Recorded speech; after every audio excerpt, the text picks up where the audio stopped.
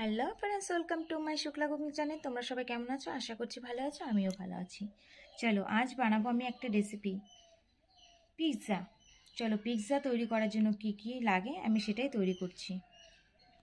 এখানে নিয়ে নিয়েছি আমি কিছুটা পরিমাণে ময়দা, তার সাথে আমি অ্যাড করছি লবণ, তার সাথে অ্যাড করছি আমি খাবার সোডা, তার সাথে অ্যাড করছি আমি বেকিং পাউডার, আর তার সাথে আমি অ্যাড করছি 1 চামচ চিনি।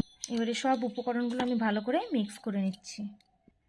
এখানে আমি কোনো ইস্ট ব্যবহার করব না। আমি দেখো ঘরে টক দই পাতিয়েছি, আমি এই টক দই দিয়েই করব। চলো আমি এখন ডোটা মেখে নিই অল্প অল্প করে টক দই দিয়ে। এদিকে দেখো আমি পনির পিৎজা করব, তার জন্য এখন আমি পনিরগুলো কিউব করে কেটে নিচ্ছি। এদিকে দেখো আমি ছোট ছোট করে কেটে নিয়েছি, তোমরা চাইলে আর একটু বড় বড় করে কিউব করেও কেটে নিতে পারো।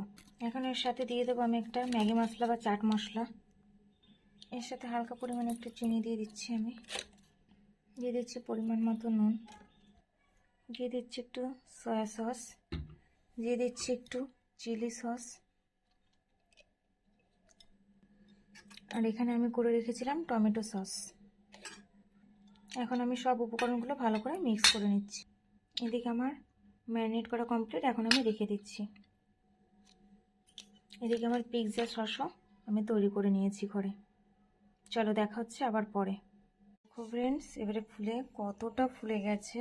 আমি 3 থেকে 4 ঘন্টা আমি রেস্ট করেছি। তোমরা যতটা বেশি পারবে ততটা করবে, তাহলে অনেকটা সফট হবে। এখন আমি চলো লিচিগুলো কেটে বেলে তারপরে তোমাদেরকে আমি ডেকোরেট করে আমি দেখাচ্ছি। এই দেখো ফ্রেন্ডস, আমি সব কিছু দিয়েছি, স্টেজ দিয়ে আমি সাজিয়ে নিয়েছি। এদিকে একটা আমি বসিয়ে দিয়েছি আর এদিকে একটা আমি বসিয়ে দিয়েছি, দুদিকে দুটো। এখন এটা হয়ে যাওয়া পর্যন্ত অপেক্ষা করব, তারপরে তোমাদেরকে আবার আমি দেখাবো। চলো এই দেখো ফ্রেন্ডস, আমার একটা কমপ্লিট হয়ে গেছে, আর একটা হোক তারপরে তোমাদের আমি দেখাচ্ছি। এই দেখো ফ্রেন্ডস, আমার দুটোই কমপ্লিট হয়ে গেছে। কেমন হয়েছে অবশ্যই কমেন্ট করে জানিও।